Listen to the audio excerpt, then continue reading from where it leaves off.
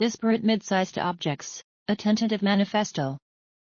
We use moving imagery as a tool, not for getting at the unknown phenomenology of others, but quite to the contrary, to strengthen, stylize, and make the surfaces of things even more impenetrable to interpretation. In this way our ontology is all surface. But, if you think of it, what is not surface? For things to make contact there needs to be surfaces, however vicarious, distorted or far removed from each other these might be. Every perspective and every perception is a surface. Only in relation to a specific viewpoint do we start dreaming about mysterious depths. The strange meeting between oneself and one's mirror image is an everyday duel of this kind, with oneself ripped from oneself, as object among objects in the world. The loss felt after staring for too long into one's own eyes is frighteningly forceful. Sooner or later there is this singular moment when you lose ownership of the piercing eyes of your mirror self. This can happen to anything, and it is this loss of ownership that makes film. We all know about the financialization of everyday life. The great accomplishment of neoliberal capitalism was casting labor as leisure and self-realization.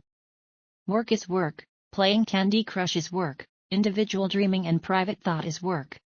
Looking, work. Under a paradigm where actual productive labor cannot manage to provide the growth necessary to satisfy the economy, new abstract arenas of activity never before thought of as productive of value have become just that. These new values are questionable.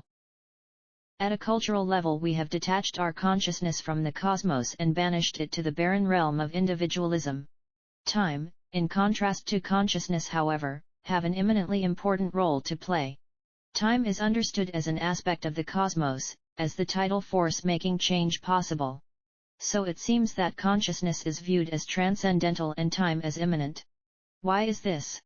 Perhaps because consciousness as this vast immanent aspect of cosmological truth is dangerous and therefore must be cornered as idealistic steam, as soul, as the perpetual realization of fake dreams. Meanwhile time in its perceived immanence functions as an unquestionable basis for the division of labor. So where do moving imagery enter into all this? At the very fundamentals, we argue. Is not cinema, in its delineation and formalization of reality, the ultimate guide to understanding, and working through, our restricted point of view? 1895, the year of birth of the modern cinema, marked the advent of an extraordinary leap regarding the possibilities of thinking about economic ontologies, perhaps even the thing in itself. What is film, if not phenomena par excellence? Rays of light flooding through, turning perception into record, the sun-smeared stuff. Nothing less than the viewpoint of a pure ontology. Never mind the machinic approximation of reality or the stagedness of content, this is the sun lighting us up. What you get when pointing a camera at an object, is pure phenomena, stripped of its ontological underpinnings, a residual crust underneath which there is nothing. This phenomenal crust, however, is its own being. The content of film is a representation of experience to the extent that its technological process mimes aspects of visual perception. Extending into the world of speculative thought, we claim cinema's place as the foremost instrument for ontological inquiry.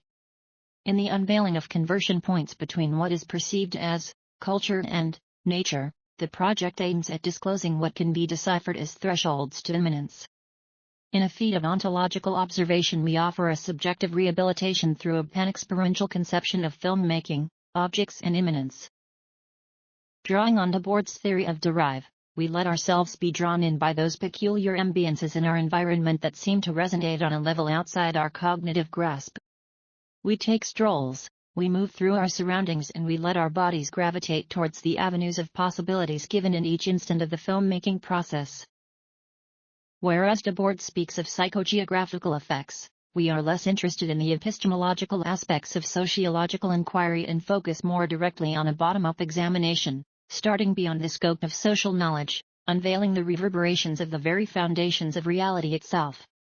The filmic rendering of ontology serves as our practical tool in pinpointing those fissures where the hidden excess of objects make themselves manifest. We might be drifters, but even more so, we are loiterers hanging on by phenomena, clawing at things themselves.